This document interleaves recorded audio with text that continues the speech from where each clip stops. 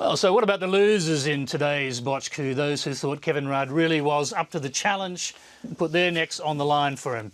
As we've seen, many who backed him have now been forced to fall on their swords.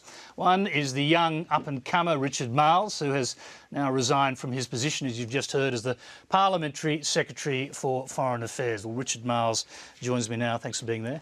Pleasure, Tony. What were you thinking? Today I obviously thought that there was that the way in which we should be putting our best foot forward was for Kevin Rudd to contest the leadership. And why tell us why you thought that. It's not entirely clear. I presume you believe that voters wanted to see a return to Kevin Rudd. Look, I thought, and I don't resolve from the fact that I thought that the best chance we had in terms of putting our best foot forward was for Kevin Rudd to contest, and that's why I said what I said today, Tony. Presumably, hang on. So presumably you still believe that, do you? I mean, that's a really strong belief that wouldn't just go away after today's, well, I would say, botched coup. Well, except that we're all members of a team here, and we are members of a collective. And here's the point, Tony. Sincere people can have different points of view. I had a point of view. I made it clear. I don't resolve from it. I absolutely made my decision. There is no regrets. But if I can say, as we went into the caucus, the outcome of the caucus is very much a decisive position of support for the Prime Minister. It is because there was no vote in the end, and there was no challenger in the end. Indeed, but it represents a decisive support for the Prime Minister. Okay. And as such, the right thing to do now is to draw a line under the events of today and under the events of this week and indeed the past. And so to move forward... Does that mean you have to draw a line under Kevin Rudd forever? Is that it for him? Is that what you believe now? I do think that the idea of a future Rudd Prime Ministership ended today. I think that's what happened. And I think it's really important that people accept that. And as somebody who supported that concept, I do accept that. Okay. And I do very much accept the will of my colleagues, and they hold the view sincerely. And I'm very much part of a team, signed up to the fact that I would follow a team. And so, you know, the fact of the matter is the team spoke decisively today, and that's fair enough. And given that, I'm backing in Julia Gillard. In terms of making your decision to back Kevin Rudd today, did you conclude, like Simon Crean, that there were serious problems with the due process of policy making in the Gillard cabinet? Well, not unlike David Feeney not being a member of Cabinet. No, but it's not unlike David Feeney, you probably have opinions, and you, unlike him, could probably express them. Well, firstly, I'm not a member of Cabinet. I think that there have been, various things said about both Prime Ministers, Kevin Rudd and Julia Gillard, in relation to Cabinet processes, which is very hard to get a grasp of from the outside. The only thing I can really give proper testimony to is how I have interrelated with both Julia Gillard and Kevin Rudd, and I have in relation to both of them, and I have found, in fact, both of them to have been very consultative with me. And this time last year, when I was supporting Julia in the challenge, I also made it very clear that I didn't share a lot of the opinions that people had of Kevin Rudd at the time.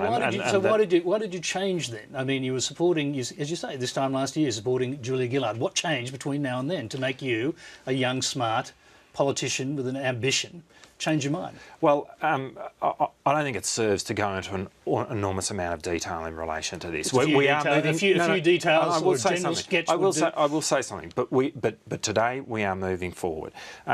During the course of the past 12 months, I had come to the conclusion that I thought that the best opportunity to put our best foot forward was to run with Kevin. Now, we've all seen how the last 12 months in politics has played out. But let's be clear. It's over today. That is finished. Right. I'm going to insist. As a journalist, what is very clear in terms of the best interests of the Labor Party now, what is very clear going forward is that everybody unites behind Julia Gillard. We simply cannot survive with the lead of division in our saddle. Did you tell Kevin Rudd at any point that you were in his camp? I've obviously had conversations with Kevin Rudd, and I urged him to run. So what did he say to you? Well, Kevin. To be fair to Kevin, he made it clear this time last year that he would not run again unless he were, he would not contest the leadership. But have you spoken to him this time last year? He said that, yes. But as the numbers are building up over the past few days, presumably you've been speaking to him about that. Kevin has not at any point said that he was about to stand as for the leadership. It has always been a question of trying to convince Kevin that this was something that he should do. Now, I felt, and I articulated today, which I thought was the sincere and right thing to do, to urge him to do that in that moment, given what a former Labor leader had done. Now, these are difficult decisions. I don't begrudge the decision Kevin made. I understand it. And I think from Kevin's point of view... Can I just confirm this? Did he at any time indicate to you that he was actually up for a challenge? Kevin made it very clear that he was not up for a challenge in the sense he was there to be convinced, and he had not been convinced, and I made it clear when I spoke today that I was not aware of whether or not Kevin would stand, which was why the language I was using today was to urge him to do that. So who are you speaking to? I mean, who is this group of people who were trying to, in a sense, enlist him to do what he apparently said he didn't want to do? Well, I think the people who have been supporting Kevin Rudd are well known, and again, it doesn't need me on this program. But in a way, the point is, it beggars belief that they were not reporting back to him, explaining to him where the numbers were and so on, because in the end, he decided not to challenge, evidently because the numbers were not there. So he must have been sitting waiting to hear what those numbers were. Who was actually reporting back on those issues? Kevin talks to people, and I'm sure the flow of information was going back to Kevin, and yes, of course that is happening. I think. Well, if that's happening, it makes him sound like he's sitting at the apex of a challenge. It's not other people, it's he sitting there looking at the numbers and wondering what's going on, finally deciding the numbers aren't there and making his decision. Well, if that's what it sounds like, it's not what was happening. He was not sitting at the apex of a challenge. He was somebody who needed to be convinced to run. Ultimately, we could not convince him to run. The support within the caucus is clearly a factor. I thought it would be a factor in whether or not he would decide to run, which is why I made the decision I made during the day. I think Kevin Rudd made a decision not to run. I think in part because it was clear that the numbers weren't there, but I think also in part that he did not want to put the party through a divisive contest of that kind. And I think very much he was very mindful of the undertaking he'd given this time last year. But when I said it beggars belief before, it's because obviously people are reporting back to him what the numbers are. And then he's making the decision whether the numbers are there or not there and whether he'll challenge, and finally he gets the call, well, the numbers aren't there, and he doesn't challenge. Well, look, my view during the day is that if it had been an overwhelming situation, well, obviously my view during the day was I thought it would be a good thing for the party were Kevin to stand. I felt that if there was an overwhelming amount of support, there might be a chance of convincing him to stand. It is completely clear that did he indicate that has turned out to not be the case. Was there a set of numbers that he was looking for? No. No, there weren't. Not just a winning hand wouldn't have done it for him, is that what you mean? Some of us might have hoped that being able to present him with that might have clinched the deal in his mind, but he at no point made that clear. And in fact, what you can say is that Kevin Rudd has stood by his word in not contesting this. But look, the point is, I really think we have to draw a line under all of this. And certainly, from my point of view, that's where it now stands. And I think this is an interesting conversation about history, and fair enough to do it on the night of the event.